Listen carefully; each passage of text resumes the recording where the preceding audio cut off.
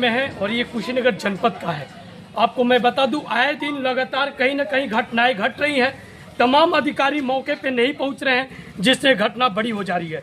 देख सकते हैं मेरे सामने ये नाला है और ये नाली नहीं नाला है। नाले के ऊपर सैलाब न होने के चलते कहीं न कहीं अभी एक बच्ची इस नाले में गिर गई है, जिस बच्ची को सामुदायिक स्वास्थ्य केंद्र दुधई में भेजा गया है। और सबसे पहले कहीं न कहीं देखा जाए तो बरसात के मौसम जब आते हैं तो कई बच्चे इस नाले में डूब जाते हैं और डूबने के बाद दह जाते हैं। और देख सकते हैं तमाम यहाँ पे घर है और घर के भी बच्चे जब इस रास्ते निकलते हैं तो इसी नाले में डूब जाते हैं। तो कहीं ना कहीं यहाँ के जो घर वाले हैं उनसे हम बात करेंगे, आखिर में यहाँ पे सैलाब क्यों नहीं डाला जाता है। जहाँ छोटे छोटे नाली होते हैं उनके ऊपर सैलाब रखे जाते हैं और ये बीच बाजार में है जहाँ आम जनता के घर है, जहाँ तमाम लोग रहते हैं, इस रास्ते से गुजरते हैं और साइकिल से डायरेक्ट इसी नाले में डूब जाते हैं। तो आइए हम बात करते हैं। सबसे पहले इस नाले में एक बच्ची गिरी थी, चोट भी आई थी, ब्लॉक पे भेजा गया है। देख सकते हैं, कह रही है कि अभी एक बच्ची गिरी है। कहीं ना कहीं सरकारी कुर्सी पे बैठे सरकारी कर्मचारी सरकारी कुर्सी से उठना नहीं चाहते हैं और जब सरकारी कुर्सी से नहीं उठेंगे तो कहीं ना कहीं बच्चे नाला में गिरेंगे। और ये देख सकते हैं हमारे सामने एक घर भी है और घर काफी पुराना दिखाई दे रही है। आखिर में इनको आवाज क्यों नहीं मिलती, हम बात करते हैं। देख सकते हैं हमारे सामने एक बुजुर्ग बैठे हैं, उनसे भी जानेंगे क्या कुछ कह रहे हैं। अंदर थोड़ा चलिए। सबसे पहले इस छत को दिखा दीजिए, छत को दिखाइए, इस छत को दिखाइए और ये घर का जो दशा है इसको दिखाइए। इधर आ जाइए, ये घर का दशा दिखा दीजिए। इधर आइए सर, एक बार इस घर को यहाँ से दशा दिखा दीजिए, किस तरह का दशा है। इस तिरपाल को दिखाइए, कैसे छत के ऊपर तिरपाल जो रखा गया है, आखिर में क्यों रखा गया है हम जानेंगे। क्या नाम है आपका? मीना देवी। क्या कहेंगी, लगातार सरकार तो आवास दे रही है, तो आपको आवास नहीं मिली है क्या? नहीं मिले हमको आवास, हम आवास लेके नहीं आए, हमको नहीं मिला है। आप तो आवास के पात्र हैं। तब हम लोग नहीं है, तभी ना हम लोग नहीं दिया है। हमारे आदमी को 4 साल हो गया बैठने, दवाई चलती है, हम लोग को दवाई चलती है, खाने का हमके जुटते नहीं है, घर ढर जाएंगे, हम तो मर जाएंगे। इधर आ जाइए सर, इधर आप आ जाइए। इनको चौकी बैठाइए, इनको चौकी, इस पे चौकी बैठी। आप कभी यहाँ के जो अधिकारी होते हैं, नगर पंचायत के कार्यकारी अधिकारी, कभी आप कार्यालय पे पहुँच के क्यों नहीं बोली है हमको आवास चाहिए? कोई बार गए कार्यालय पर, क्या बोले हैं लोग? नहीं सुन रहा लोग। जा हो जाएगा हो जाएगा, खाली बोलते हैं हो जाएगा हो जाएगा। बताइए, आप कभी यहाँ के जो सभासद हैं, जो अधिकारी हैं, आपके घर को देखे हैं, कभी आप क्यों नहीं बोले हमको आवास चाहिए? कोई बार बोले, कोई बार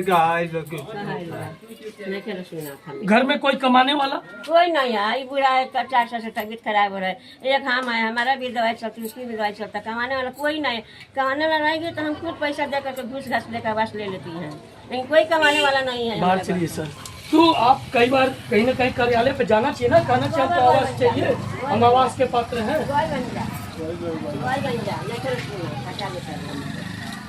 राशन कार्ड देता।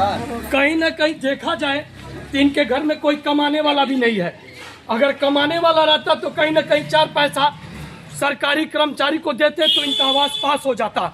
मगर आवास इसलिए नहीं पास होता है, जो सरकारी कुर्सी पे बैठे कर्मचारी हैं उनको घूस पहले चाहिए। सबसे पहले इस घर को दिखाइए, कैसे बरसात के दिनों में बुरा हाल हो जाता है इन लोगों का। दिखाइए इस घर को दिखाइए, और कैसे यहाँ लोग रहते हैं इस घर को दिखाइए।